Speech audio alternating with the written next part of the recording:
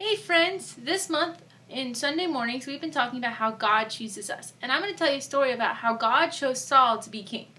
And I'm going to read out of 1 Samuel chapter 9. It says, "Now the donkeys belonging to Saul's father Kish were lost, and Kish sent his son Saul, 'Take one of the servants with you, and go and look for the donkeys.' So he passed through the hill country of Ephraim, and through the sea area around Salisha.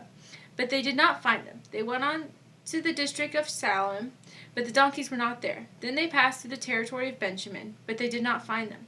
When they reached the district of Zuph, Saul said to the servant who was with him, 'Come, let's go back, or my father will stop thinking about the donkeys and start worrying about us.'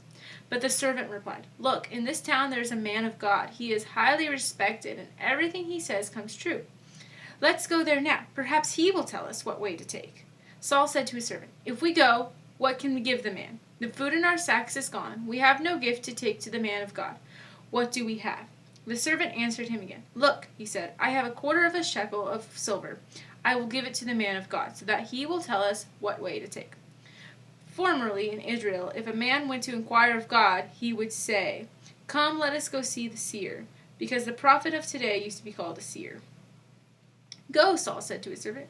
'Come, let's go.' So they set out for the town where the man of God was. As they were going up the hill of the town, they met some girls coming out to draw water, and they asked him, 'Is the seer here?' 'He is,' they answered. 'He's ahead of you. Hurry now. He has just come to our town today, for the people have a sacrifice at the high place. As soon as you enter the town, you will find him before he goes up to the high place to eat. The people will not begin eating until he comes, because he must bless the sacrifice. Afterwards, those who are invited will eat. Go up now. You should find him about this time.' They went up to the town, and as they were entering, there was Samuel, who was coming towards them on his way up to the high place. Now the day before Saul came, the Lord had revealed this to Samuel.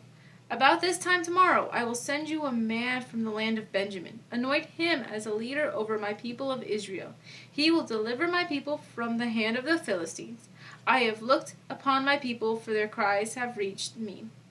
When Samuel caught sight of Saul, the Lord said to him, 'This is the man I spoke to you about. He will govern my people.' Saul approached Samuel in the gateway and asked, 'Would you please tell me where the seer's house is?' 'I am the seer,' Samuel replied. 'Go up ahead of me to the high place, for today you are to eat with me, and in the morning I'll let you go, and will tell you all that is in your heart. As for the donkeys you lost 3 days ago, do not worry about them. They have been found. And to whom is the desire of the Israelites turned, if not to you and your father's family?' Saul asked, 'But I am not a Benjamite, from the smallest tribe of Israel, and is not my clan the least of all clans in such of the tribe of Benjamin? Why do you say such things to me?'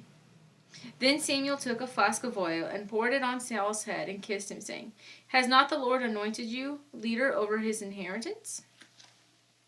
Okay, so if you guys caught it, Samuel was told about Saul before he ever met Saul. And God said, "This is the man you're going to make king of Israel." And so I want you guys to think about that. God chooses people before we know he's looking for people. And so I want you to think about that. God has chosen you. Have a good one.